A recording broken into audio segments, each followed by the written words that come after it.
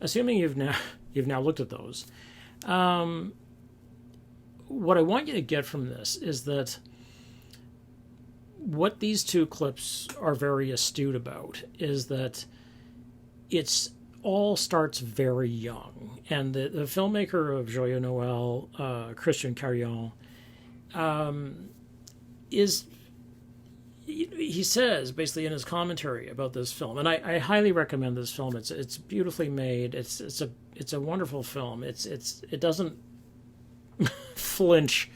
And so the story, the background story is basically that at the end of the first, well, September, October, November, 4 months basically of fighting in the trenches, on on Christmas Day, on Christmas Eve, the fighting stopped, and there was an agreement to a truce along the line in Belgium that there would be no fighting so that the dead could be collected, because of course they were just out in no man's land rotting. No man's land is basically the distance between the trenches plus a sort of about 100 yards on each side. So, Allied trenches, 100 yards, German trenches, 100 yards. And then everything else in between. If you go out there, the likelihood is you're going to die and be left there because it's too dangerous to go out and get you. So there are a whole bunch of people out there who are dying. So they say, okay, can we stop this, have a truce, and we'll collect the dead. So everybody comes out and they start collecting the dead. And at a certain point during the day, and the stories are various, but it was one of these amazing stories. The men started talking to each other. And of course, what they found out was that they were the same basic people, that they were farmers mostly, who had joined. These are people who had joined up. There was no draft yet for World War One. So on one side, there are Canadians and Scots, and the whole of the UK, the Brits and so on, and the French. And the other side are the Germans, mostly, because the Italians are down south. And all the people that the Germans impress, or basically have by impress I mean they've press ganged them. That is, they picked them up and sort of brought them along. And as they begin to talk with their broken sort of French and English and German and so on, they begin to realize that they're farmers and they're the same basic people. They miss home. They haven't seen their families. And they were hoping to go home, and they can't, and so on. So they realized that, oh shit, it's bad, and so the officers gradually agree, and this is shown very well in the film over the course of the day, to take the day off from the war, and they have a football game. Everybody plays soccer. All these countries are soccer playing nations. They still are. And so they start to play soccer. And, well, one thing leads to another. They play a game of soccer, and then they start passing around pictures, and then they start lending each other bottles of wine and booze, and, they say, oh, you have to try our schnapps, and blah.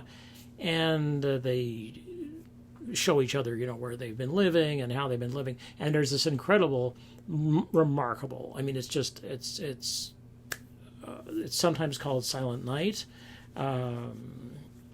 And the Germans famously began singing Silent Night, Holy Night, which was originally a German.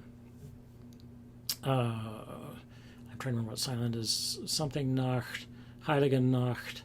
I can't remember.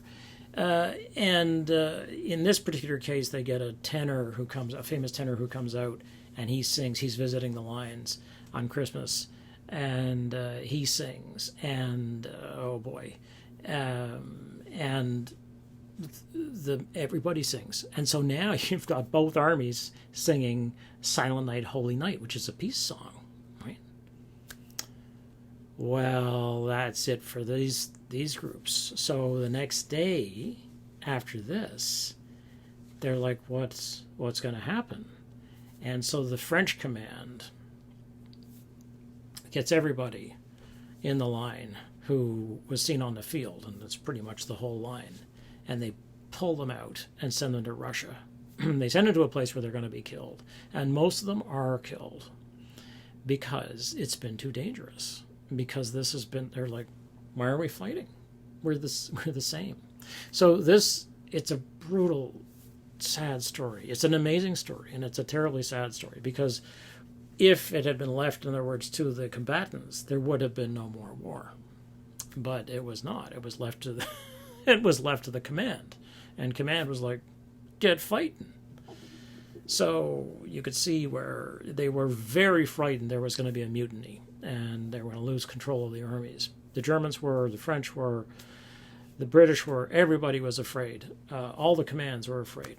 So that's what this is about. And what the film does, and what this little piece does beautifully, is, it cuts from the French to the British to the German kids who are reciting these little poems, basically, about how they must, in the case of the French, the concern is over the loss of Alsace-Lorraine, which is the French-speaking part of Germany, or is it the French-speaking, what is it? Is it the French-speaking part of France that was lost to the Germans, or, whatever. So that's the claim that the French are going to make, is that the Germans took Alsace. And so he says, the little boy says, they're reaching up their little arms. Brutal. And then it switches over to the British, and the British are like, we just hate the Germans. Kill them all. The children, too. And it's like, yeah. And it's a kid who's saying this. So it's like, get them young.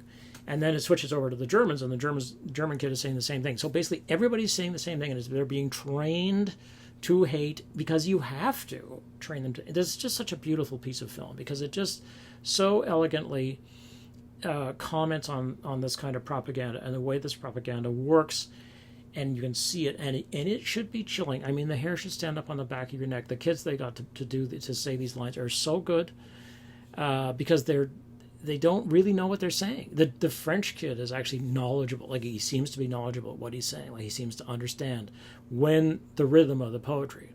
But the British kid and the German kid are kind of just saying things by rote. It's just like we used to, when I was trained as a kid, to sing "Oh Canada" and "God Save the Queen." None of that made any sense to me. God save our gracious Queen. I didn't know who this was. Long live our God Save the Queen. Was it something in Gloria? I can't remember. It's like, it was complete nonsense. But if I had to dig around for it, I still could. More than 50 years later, which is scary, because this is how propaganda operates. Now, the second piece is really a smart little discussion of the way that advertising shifts the discussion over to something which is not about what the thing is. So, as Joey says to the father in this case, the fight's about chocolate and vanilla. But as the father says, you can't win that fight. So what you do is you shift over, and you begin to commit fallacies. So you shift over to a straw man argument, and you say, this is I'm about more. I'm not about chocolate. I'm about liberty. And people are like, what? But they'll buy it if you just keep on talking. This was sort of Hitler's point about, tell a big lie and just keep on telling it. You have to hammer it home, and people will buy it. And you've seen this is true. I mean, if Trump says that the virus is a hoax, it's like, yeah, you can pull up. I mean, Trump even saw in New York, in the city, he saw them backing up these trucks, these 18-wheelers, to load them with bodies from the first outbreak of the coronavirus in New York in April.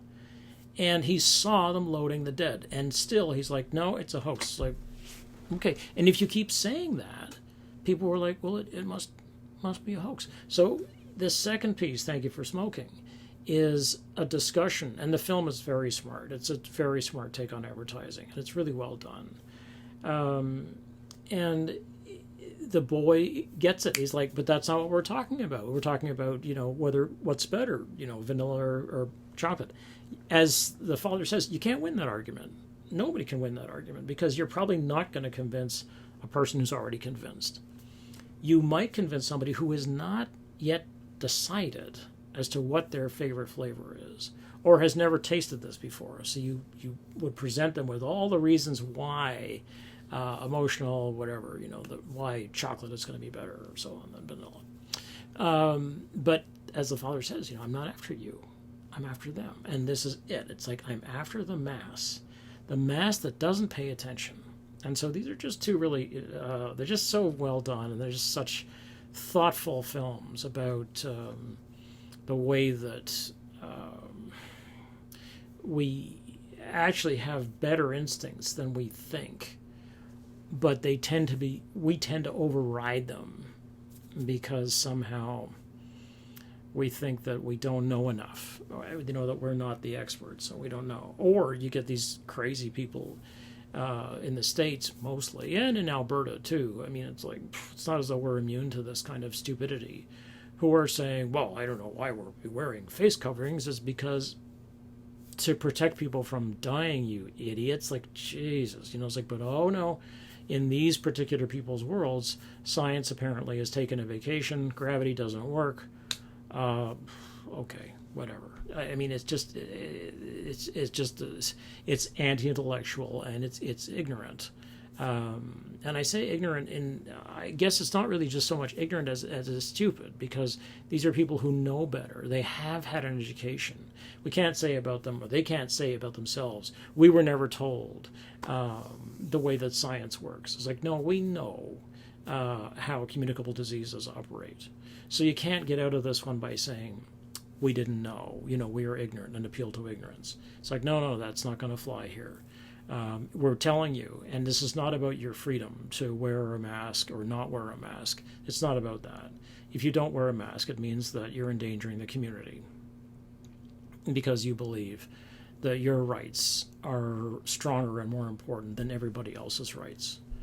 Okay, well, that's a certain kind of worldview, which brings on suffering for the masses, basically, because you've got to be right.